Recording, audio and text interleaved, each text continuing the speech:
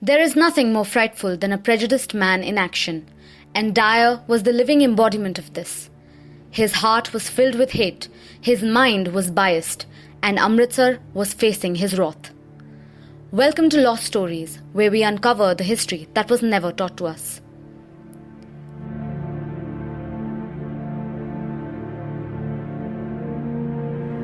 The night of the 11th was dark for Amritsar. Brigadier General Dyer had put the city in a state of war, and his actions conveyed nothing differently. On the 12th, he shifted the military headquarters to Rambagh, which was near the civil and railway lines. He reorganized the troops by removing them off the streets and keeping a large military strike team with them. It should be noted that all his actions were based on the intelligence report of Muhammad Ashraf Khan, the city police inspector. But the city police were hardly involved during the riots. There was no possible way his information was reliable. While all of this was happening, Dyer received reports of a large group of Indians gathered at the shrines at the Sultan Wind Gate. Dyer immediately mobilized a force of 125 British troops, around 300 Indian troops, and 2 armoured cars, along with Irving, Donald, and Massey, to deal with them. As the crowd was leaving, they came face to face with Dyer and his troops. A recorded statement from Dyer says, "The bearing of the inhabitants was most insolent, and many spat on the ground." It was confirmed by Irving that the crowd, though difficult to disperse, was completely peaceful and was there only for a funeral procession. It was clear as day that Dyer wanted to shoot them. But since the crowd was extremely peaceful, he had no other option but to back down with just stern warnings. Disturbed by this, Dyer issued a proclamation stating that if the people commit any acts of violence or damage any property, they will be punished under the military law. It was signed by Brigade Major Captain F.C.C. Briggs on Dyer's behalf, who left it with the police. It was never confirmed if this was published and reached the masses or not.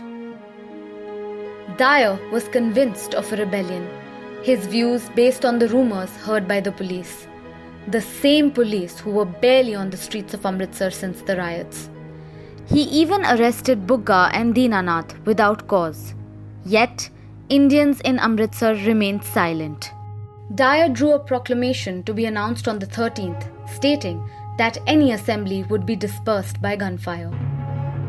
On the eve of the 12th, in a meeting of Satyagraha volunteers at the Hindu Sabha school in Dhab, Khatikan, Hansraj announced that a meeting would be held at the Jallianwala Bagh on the 13th of April.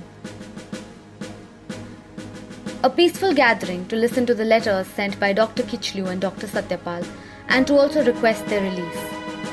Amritsar, orphaned without its leaders, still had faith in Satyagraha, the non-violent, peaceful fight. Dyer, unfortunately, did not. What followed was the act of a madman bent on revenge. Make sure you watch our next 2 videos detailing the massacre at Jallianwala Bagh. If you like our videos, be sure to like and subscribe.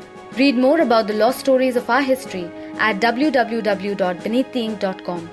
And don't forget to follow us on Facebook and Instagram. A shout out to Ranjit Swasa in Amritsar, where you can live the history of India in a beautiful Haveli.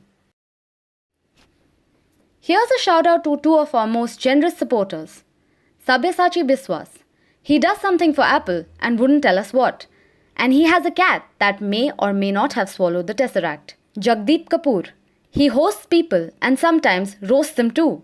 Don't fall for his wise old man demeanor though. He's still a playful Punjabi kid at heart.